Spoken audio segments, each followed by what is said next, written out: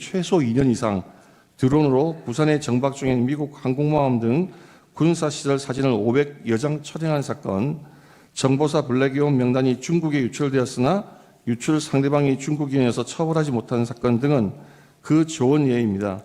검찰 587억 원, 경찰 31억 원에 달하는 예산을 아예 0원으로 만듦으로써 수사를 제대로 하지 못하게 하고 있습니다. 성범죄를 비롯한 사회적 약자 대상 범죄, 마약, 조폭 등 민생 침해 사건 수사, 그리고 대공 수사에도 쓰이는 예산인데 이것을 다 삭감하는 저희는 무엇입니까? 국회의원들의 해외 출장에 쓰이는 국회 특갈비, 특경비 예산은 195억 원으로 유지하고 연봉은 1억 6천, 국회의원들의 연봉은 1억 6천만 원으로 오히려 인상을 했습니다. 유권자 등록과 투표 여부를 관리하는 통합 선거인 명부 시스템의 내용을 변경할 수 있었고, 명부상의 투표자가 실제로 투표했는지 여부를 전혀 확인 검증할 수 없도록 되어 있습니다. 하지만 대법원은 판결문에서 원고가 선거인 명부를 열람했으니 실제 투표 여부를 확인할 수 있었을 텐데 아무런 주장과 증명도 없다고, 총 6곳에서 실시된 재검표 현장 등에서 신권다발처럼 빳빳한 투표지 묶음들이 수없이 신권다발처럼 빳빳한 투표지가 나온 이유로 원상태로 회복하는 기능을 가진 특수 재질 종이를 사용했기 때문이라는. 포고령 제1호는 국방부 장관 김용현이 국회 해상권이 존재했던 예전의 군사정권 시절 계엄 예문을 그대로 필사하여 작성한 것을 피천구인이 몇 자 수정한 것이었습니다. 그 기재의 내용의 의미에 대해서 말씀드리겠습니다.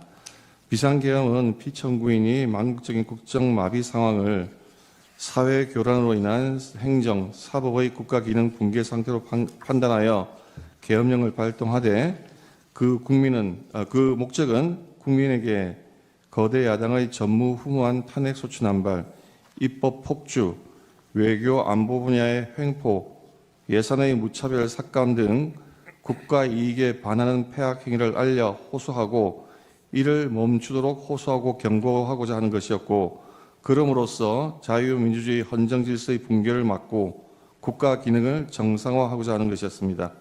그 국회 및 지방의회 활동 금지의 범위에 대해서 말씀드리겠습니다.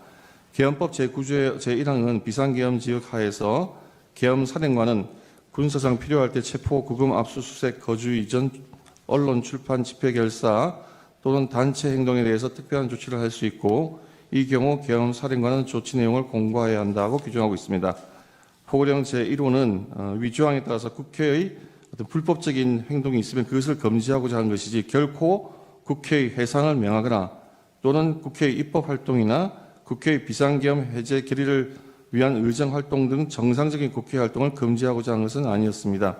실제 국회는 아무런 방해 없이 평화적으로 비상계엄 해제 결의를 하였고, 피천구인은 이에 따라서 비상계엄을 해제하였습니다. 포고령 제1호에 있는 반국가적 행위의 의미는 국가 안보 측면만을 말하는 것이 아니라 국익을 행하여 나라의 위기를 초래하는 일체의 행위를 포함하는 포괄적인 개념으로 사용한 것입니다.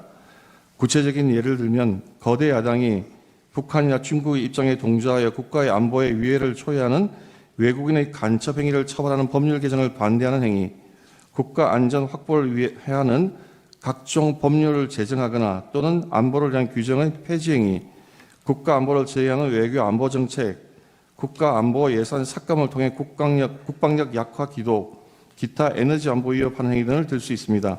그 구체적인 예를 들면 야당의 간첩죄 규정 개정 반대로 인해서 국가 안보나 국가 핵심 산업 기술 유출을 방지하는 것에 심각한 차질을 빚고 있습니다. 2024년 6월 중국인 3명이 최소 2년 이상 드론으로 부산에 정박 중인 미국 항공모함 등 군사시설 사진을 500여 장 촬영한 사건, 정보사 블랙이온 명단이 중국에 유출되었으나 유출 상대방이 중국인이어서 처벌하지 못한 사건 등은 그 좋은 예입니다. 나아가 국가 산업의 핵심 기술이 중국에 유출되어도 간첩죄로 처벌할 길이 없습니다. 야당은 현재도 간첩죄 규정의 개정에 반대하고 있고, 이로 인해서 중국의 간첩들은 한국에서 활개치고 있습니다. 러시아 우크라이나 전쟁이 장기화되면서 북한, 러시아, 중국이 밀착하는 가운데 대통령이 국가 안보를 위해 한미일 군사 합동훈련한 것을 전쟁광으로 매대하여 1차 탄핵 소추안에서는 그 사유로 삼기도 했습니다. 현대전은 드론의 등장으로 양상이 바뀌고 있고 피청구인이 우크라이나에 참관단을 보내려 하자 국방장관을 탄핵하겠다고 위협했습니다. 우크라이나 전쟁에는 1만 명 이상의 북한군이 파견되어 있으므로 북한군의 작전 체계, 전투 능력에 대한 정보 수집은 우리나라 국가 안보를 위해서 매우 중요합니다. 국가 안보를 위해 우방국의 현대전에서 교훈을 얻기 위해 청관단 파견을 방해하려는 거대 야당의 저의가 무엇인지 묻지 않을 수가 없습니다. 또 거대 야당은 방산물자를 수출할 때 국회의 동의를 받도록 하는 방해사업법 개정안을 당론으로 추진하고 있습니다. 방산 수출의 관건인 신속한 대응이 어려워지고 기밀 유지가 불가능하기 때문에 방산 수출이 사실상 중지될 수도 있습니다. 이렇게 거대 야당이 반대하면 북한, 중국, 러시아가 원치 않는 자유서약에 대한 방산 협력이 불가능해집니다. 우리나라의 국방과 국익에 막대한 손실이 발생합니다. 거대 야당이 2025년 예상 중 일방적으로 삭감한 4조 1천억 원 대부분이 핵심 국정 과제를 추진하기 위한 예산입니다. 부족한 초급 장교 인력을 확보하기 위한 예산인 당직비, 수당, 그 인상 비용, 이사비 현실화, ROTC 생활지원금 인상비의 활동비를 다 삭감했고 북한의 핵과 미사일 위로부터 국가와 국민을 지키기 위한 한국형 삼축체계 킬체인 예산을 대폭 삭감했으며 드론 전쟁 대비 예산을 삭감하여 사업을 중단시켰고 정밀 유탄 사업도 차질을 빚게 했습니다. 북핵의 위협에 대응하기 위한 핵심 방위 사업 예산을 이렇게 일방적으로 대폭 삭감한 저희를 묻지 않을 수 없습니다. 거대 야당이 대한민국의 생존이 걸린 에너지 안보도 위협하고 있습니다. 지난 정권 내내 탈원전 정책으로 인해서 에너지 안보의 기반을 무너뜨려 놓고 원전 생태계를 복원하려고 하는 현 정부의 노력을 사사건건 제동을 걸고 있습니다. 24조 원 규모의 체코 원전 사업에서 어렵게 우선 협상자에 선정되었을 때에도 정부의 노력을 지원하여서 우리나라를 위한 산업 수출을 이루기는커녕 덤핑 수준의 가짜 뉴스를 내놓고 한미 원자력 협력의 핵심 과제인 차세대 원전 기술 SFR의 R&D 계산도 90%나 대폭 삭감을 해버렸습니다. 이렇게 우리나라의 원전 경쟁력이 떨어지면 우리나라의 산업 경쟁력이 급격히 위축될 뿐만 아니라 지금 현재 원전 확대에 열을 올리고 있는 중국이 가장 큰 이익을 보게 됩니다.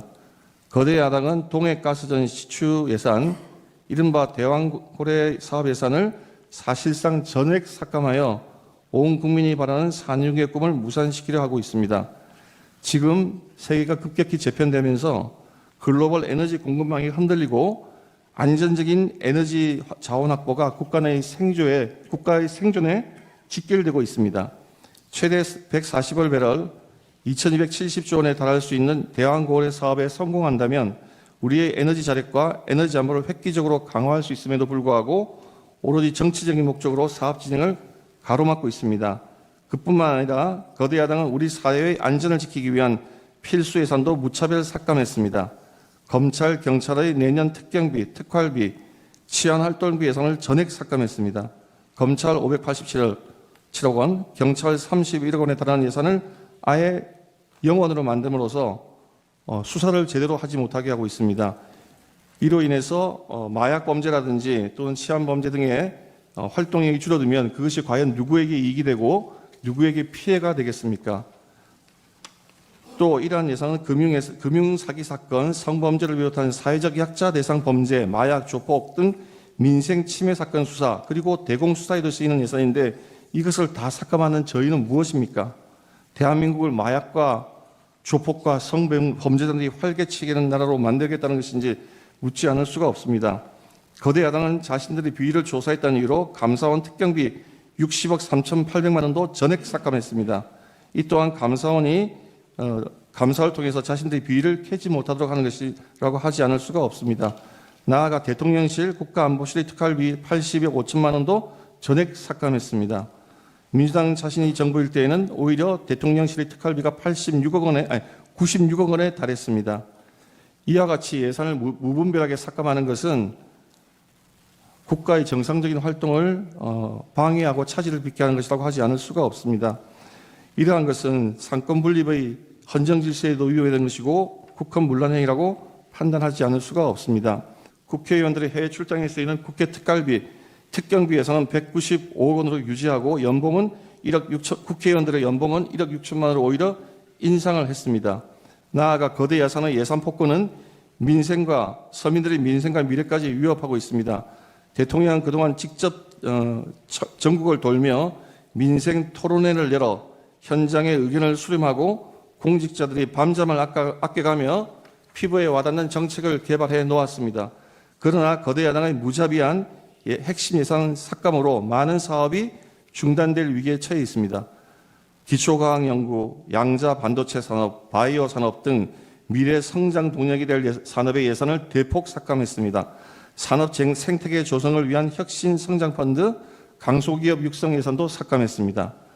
또 긴급 상황에 대처하기 위한 예비비를 무려 2조 4천억, 절반이나 삭감을 해서 삭감했고 이 가운데 1조 원은 재해 대비 예산입니다. 매년 폭염, 폭우, 태풍 등 기상이변이 속출하는 상황에서 국민 피해가 더 커질 수밖에 없습니다. 작년에 보셨듯이 무한공항 사고와 같은 그런 재해가 생겼을 때, 그런 의도치 않은 예상치 않은 피해자가 생겼을 때 국가가 도와줄 수 있는 그러한 예비비마저 대폭 삭감한 것입니다.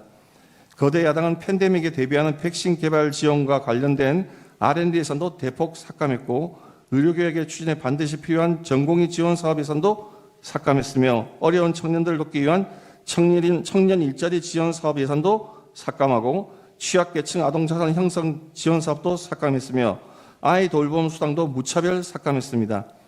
이러한 악의적인 예산 삭감은 나라를 망국의 위기로 몰아내려는 목적이 뚜렷한 것입니다. 그리고 그 피해는 고스란히 국민들에게 돌아갈 수밖에 없습니다. 이러한 거대 야당의 이러한 예산의 무차별 삭감과 폭주는 국가 이익에 반하는 것이라고 하지 않을 수가 없습니다. 저희가 소규모이지만 병력을 국회에 투입한 이유도 거대 야당의 망국적 행태를 국회와 국민들에게 직접 알리고 계엄 선포 방송을 본 국회 관계자들과 시민들이 대거 몰릴 것에 대비해서 질서를 유지하기 위한 것이지 국회를 해산시키거나 기능을 마비시키려고 하는 의도는 아니었습니다. 계엄법 3조에는 비상계엄의 선포와 동시에 계엄사령관은 계엄지역의 모든 행정사무와 사법사무를 관장한다고 규정하고 있습니다. 따라서 계엄이 선포되면 질서 유지 업무는 계엄사령관이 관장하게 되고 그렇기 때문에 이 사건 계엄 당시에도 많은 시민들이 몰려들 것이 예상되는 국회의 질서를 대비하기 위해 군이 보충적으로 인원을 파견하고 보다 많은 경찰이 그 외곽 경비를 하게 된 것입니다. 법조인 체포 주장에 대해서 말씀드리겠습니다. 피청구인이 이 사건 계엄 당시 다수의 법조인을 체포하거나 체포하려 하였다고 주장하고 있습니다. 그러나 피청구인은 이 사건 계엄 선포 당시 결코 법조인을 체포 구금하라고 지시한 바가 없고 실제로 체포된 법조인도 전혀 없습니다. 한동훈 여당 대표를 체포하라든지 우원식 국회의장을 체포하라고 지시한 바가 전혀 없습니다. 나아가 더더욱이나 한동훈 여당 대표를 사살하라고 하는 그런 터무니없는 지시를 한 바도 없는데 그러한 황당한 가짜 뉴스를 가지고 탄핵사추 사유로 주장하는 것은 그 부당성에 대해서는 더 말할 필요가 없다고 할 것입니다. 청구인 측은 대통령의 헌법상 권한으로 헌법에 기재된 비상계엄에 대해서 내란 몰이로 수사를 하면서 며칠 뒤인 7일, 8일에 전격적으로 구속이 이루어지고 모두가 이런 상황에서 무서워하면서 책임 전가를 하고 있는 상황 속에서 진술이 이루어진 것들을 지금 보이고 있다고 하겠습니다. 이런 뒤집힌 상황은 문제된 계엄이 과거의 통념과 같은 그런 정식의 계엄이 아니라는 것을 오히려 보여준다고 하겠습니다. 을 제1호증의 1은 2024년 10월 국정원이 발표한 선관위 투개표 시스템 보안점검 결과에 관한 것입니다. 2023년입니다. 죄송합니다. 보안점검 결과 해킹을 통해 유권자 등록과 투표 여부를 관리하는 통합 선거인 명부 시스템의 내용을 변경할 수 있었고 투표관리관 도장의 이미지를 절취하여 실제 사전투표 용지와 동일한 투표지를 얼마든지 만들어낼 수 있었습니다. 을 제4호증은 법원이 연수을 선거무효소송 변호사들에게 준 통합선거인 명부 사본입니다. 이 사본에는 선거인의 성명과 주소가 삭제되어 명부상의 투표자가 실제로 투표했는지 여부를 전혀 확인 검증할 수 없도록 되어 있습니다. 하지만 대법원은 판결문에서 원고가 선거인 명부를 열람했으니 실제 투표 여부를 확인할 수 있었을 텐데 아무런 주장과 증명도 없다고 했습니다.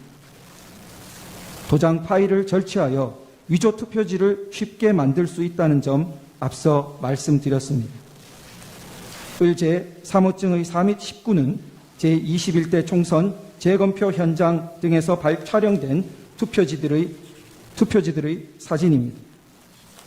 총 6곳에서 실시된 재검표 현장 등에서 신권다발처럼 빳빳한 투표지 묶음들이 수없이 나타났습니다. 정상적으로 기표한 후 접어서 투표함에 넣어 뒤섞인 투표지들이라고 전혀 볼 수 없이 인쇄소에서 재단되어 바로 옮겨진 것 같은 모양이었습니다.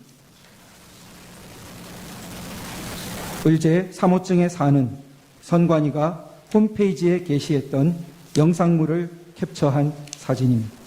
선관위는 개표장이나 재검표장에 신권다발처럼 빳빳한 투표지가 나온 이유로 원상태로 회복하는 기능을 가진 특수 재질 종이를 사용했기 때문이라는 영상을 올렸다가 내렸는데 투표용지를 감정한 전문가는 그런 종이는 세상에 없습니다라고 증언한 바 있습니다.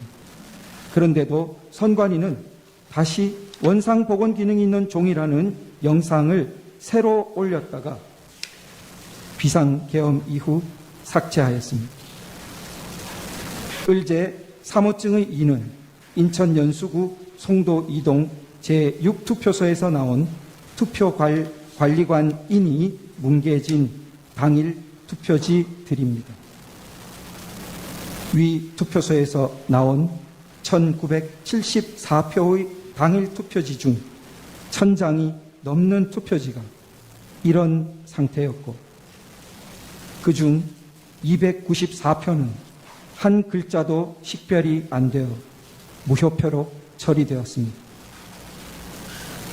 선관위는 관인을 찍는 만년 도장을 적색 스탬프에 다시 찍어서 이렇게 됐다고 주장했으나 증인으로 나온 투표관리관은 해당 관인을 찍거나 이런 투표지에 대해 보거나 들은 적도 없으며 관인을 실제로 찍었던 2명의 투표 사무원 중 한 사람 역시 전혀 모르는 일이라 했다고 증언했습니다. 하지만 대법원은 진술서 한 장 반박 증거로 제출하지 않은 선관위의 해명을 그대로 인용했습니다. 을제 3호증의 11은 제21대 총선 영등포을 선거무효 소송의 원고 박용찬이 2020년 5월 투표지 보관 당시 찍었던 투표지 보관실 문고리 봉인 상태와 2021년 8월 재검표를 위한 검증 기일에 다시 찍은 문고리 사진을 비교한 것입니다. 봉인 테이프가 마무리된 각도, 판사의 도장 위치, 뒤쪽 봉인 테이프의 모습 등이 너무나 달라서 한눈에도 누군가 봉인을 뜯고 새로 붙였다는 것을 알 수 있었습니다. 원고 박용찬을 대리한 단체가 고발했지만 수사기관의 최종 결정은 범행을 저지른 성명불상자를 찾을 때까지 수사를 중지한다는 것이었습니다. 이상 서증요지 진술의 핵심은 국내외 주권 침탈 세력에 의한 거대한 선거 부정 의혹이 있었으나 선관위와 법원, 수사기관을 통해 제도적으로 해결되지 못하여 국가 비상 상황이 초래되었다는 것입니다. 이상으로 예, 그러면 제3 재판님 하나만 좀 추가해야 되겠습니다. 지금 아까 우리 청구인께서 그 당시 이 집권 여당이 대통령 하에서 치러진 우리 지금 피청구인이 대통령이 지휘해서 치러진 선거에 대해서 부정이 뭐 없고 책임은 이쪽에 대통령이 있다고 말씀하셨는데 조만간 이번 취임한 트럼프 대통령이 2020년 미국 대통령 선거가 그 당시 트럼프가 재임 기간 중인데 그때의 선거 부정에 대해서 조만간 미국에서도 미국 스스로의 어떤 조사 결과가 나올 겁니다. 그러니까 그게 꼭 대통령이라고 해서 독립적인 선거가 이루어지고 있는 선거관리기구에 대해서 모든 걸 다 통제하는 건 아니기 때문에 어떤 문제점은 발생할 수 있고 국민들은 거기에 대해서 많은 의구심이 있고 지난 4년간 이런 것들에 의혹이 제기되고 있고 더군다나 국정원 보안 서버 점검 결과 문제가 있다고 했기 때문에 대통령으로서는 그 문제를 점검을 하고자 하는 것일 뿐이지 저희 피청구인 대통령께서 선거 부정이 있었다고 단정해서 하는 것은 아니라고 하는 것을 다시 한번 말씀을 드리고 그리고 계엄 선포 이후에 이루어진 과정에 비춰보면은 사후의 그 어떤 변명을 추구하는 것이 아니고 국정의 안정을 위해서 그 선포할 때부터 대통령께서 점검하고자 하셨던 항목임을 다시 한번 말씀을 드립니다. 김용현 증인은 뭐 변론으로 하더라도 나머지 증인들의 경우에는 피청구인이 군통수권자 지위에 있으면서 선언했던 이 계엄 선포 당시에 피청구인으로부터 여러 국회, 특히 국회 계엄 해제 요구 의결을 방해하기 위해서, 저지하기 위해서 구체적인 지시를 받았던 사람들이 여러 사람 있습니다. 이런 사람들이 증인을 하게 될 텐데 피청구인이 앞으로도 이제 심판정에 출석을 하게 되면 그 면전 상태에서는 사실대로 진술하기가 좀 어렵지 않을까 걱정이 됩니다. 그런 점을 고려하셔서 피청구인을 퇴정한 상태에서 신문이 이루어지게 해주시거나 그것이 어렵다면 적어도 피청구인과 증인이 직접 눈을 마주치지 않을 수 있도록 가림막 같은 걸 설치한 상태에서 증인 신문이 이루어질 수 있도록 해주시기 바랍니다. 말씀 있으십니까? 탄핵 이 재판이라는 게 형사 소송 절차 준해서 하는 것이고 또 제가 지금 직무 정지된 상태이기 때문에 어떤 영향력도 행사할 수 없습니다. 그리고 이 사건 내용을 제일 잘 아는 사람은 바로 피청구인인 대통령 저 자신입니다. 그래서 그런 주장은 좀 이해가 좀 안 되고요. 아까도 이런 부정선거 의혹이 음모론이라고 하시고 계엄을 정당화하기 위한 거라고 사후에 만든 논리라고 하셨는데 이미 계엄을 선포하기 전에 이런 여러 가지 그 어떤 선거의 공정성에 대한 그 신뢰에 좀 의문이 드는 것들이 많이 있었고 또 2023년 10월 국정원의 그 선관위 그 전산 장비의 아주 극히 일부를 점검한 결과 문제가 많이 있었기 때문에 부정 선거 자체를 색출하라는 것이 아니라 선관위의 전산 시스템을